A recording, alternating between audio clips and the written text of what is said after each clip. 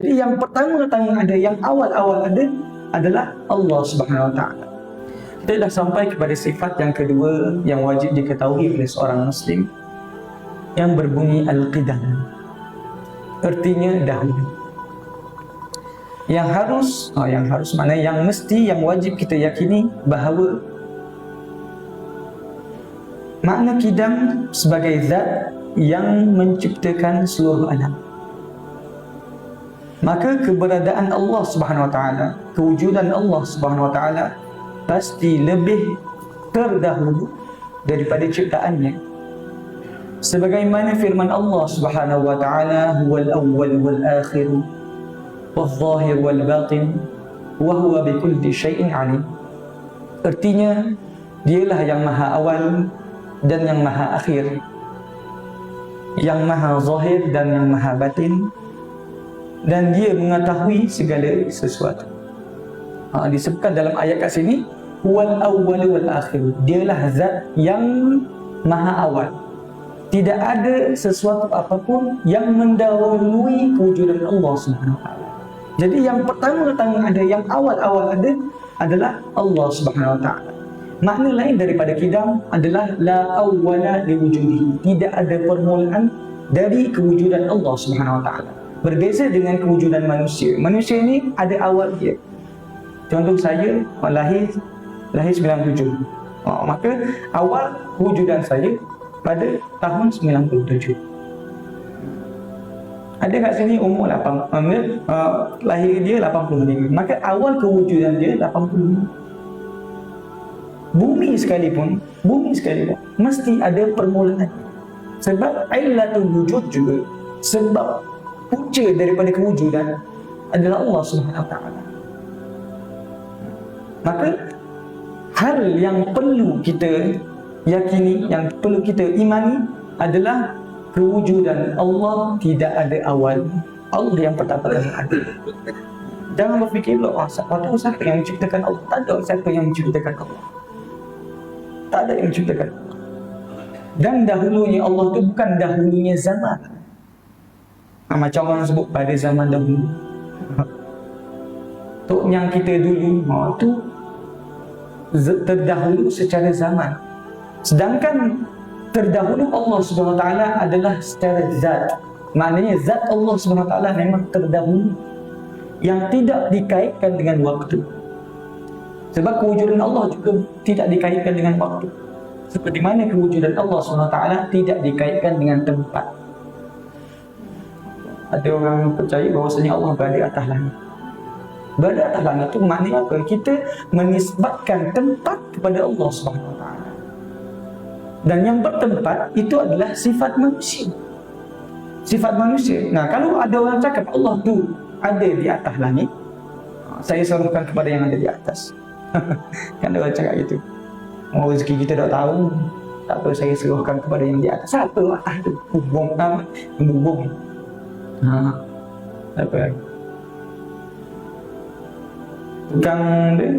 Tukang elektrik, tukang api. Siapa ada atas? Saya serahkan kepada yang di atas. Yang dia maksud adalah Allah. Allah tak berada di atas. Sebab kalau kita cakap Allah berada di atas, Allah serupa dengan makhluknya, dan barang siapa yang menyamakan Allah dengan makhluknya, hukum dia, mohon maaf, kafir.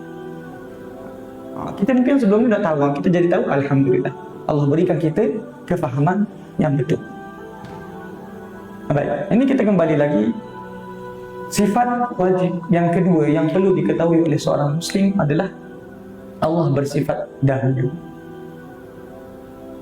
Yang dimaksud sifat Qidam Allah adalah wujudnya Allah tanpa permulaan. Artinya, Allah tidak bermula dari tiada. Allah tidak bermula dari tiada. Kemudian diadakan menjadi ada. Kalau kewujudan kita, keberadaan kita ni dimula daripada tidak ada, dimula daripada tiada. Saya tahun 90, tak banyak ni. Tak lahir. Tak sempat lahir. Macam siapa-siapa pun daripada kita, mesti kewujudan kita tu didahului oleh tidak ada. Masjid ni, masjid ni contohnya. Sebelum berapa tahun datang masjid, Sebelum tu daripada tak ada, mungkin tanah saja. Lepas tu baru ada. Itu sifat makhluk. Sifat makhluk yang mana permulaannya didahulukan oleh tidak ada. Sedangkan Allah SWT, kewujudan Allah tidak dimulakan daripada tidak ada. InsyaAllah saya tak banyak ulang ni. Yang penting kita yakin bahawasanya permulaan Allah tidak ada awal. Berbeza dengan manusia. Akan tetapi Allah SWT ada dari dahulu dan dahulu dan dahulu, dan tidak ada batas dahulunya. Tidak ada batas dahulu. Allah yang pertama. Huwal awal, Allah sebut. Huwal awal, dialah yang pertama. Dialah maha terdahulu. Rasulullah sallallahu alaihi wasallam bersabda, Ani Imran bin Husain qala Rasulullah sallallahu alaihi wasallam, kana Allah wa lam yakun syai'un ghairuhu. Artinya daripada Sayyidina Imran bin Husain, Rasulullah sallallahu alaihi wasallam bersabda, Allah Subhanahu wa taala ada dengan keberadaan tanpa permulaan, dengan kewujudan tanpa permulaan, dan tidak ada sesuatu pun selainnya. Maknanya apa? Tidak ada sesuatu pun yang menyerupai sifat Allah Subhanahu wa taala. Maka terbalik daripada sifat ini adalah hudus, artinya baru. Maksudnya Allah Subhanahu wa taala mustahil baru dan memiliki permulaan. Maka sifat wajib bagi Allah adalah qidam, dan sifat mustahil bagi Allah yang berlawan dengan sifat qidam adalah disebut dengan hudus. Hudus itu maknanya baru. Apa itu baru? Baru itu sesuatu yang ada permulaan, walaupun dia lama dah. Ada orang umur dia 80 tahun baru. Bumi ini disebut dalam ilmu akidah baru. Al-alam hadis. Alam semesta ini baru, bukan yang lama. Tapi ada orang yang faham, ada orang yang meyakini bahawa alam semesta ini dia dahulu, bukan baru. Itu adalah ahli falsafah, mereka ahli falsafah yang salah. Kata para ulama salah. Sebab seberapa lama pun alam semesta ini mesti ada permulaan.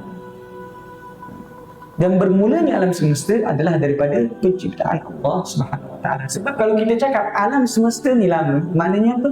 Akan ada dua zat yang mempunyai sifat qidam, mempunyai sifat dahulu. Sedangkan kita tak boleh menyamakan sesuatu pun dengan sifat Allah Subhanahu wa taala. Kalau ada orang sebut alam semesta ni lama, terdahulu, dan Allah pun terdahulu, tak boleh jadi gitu. Akal kita tak boleh terima. Macam mana dua-dua boleh lama? Satu ada dulu. Gitu.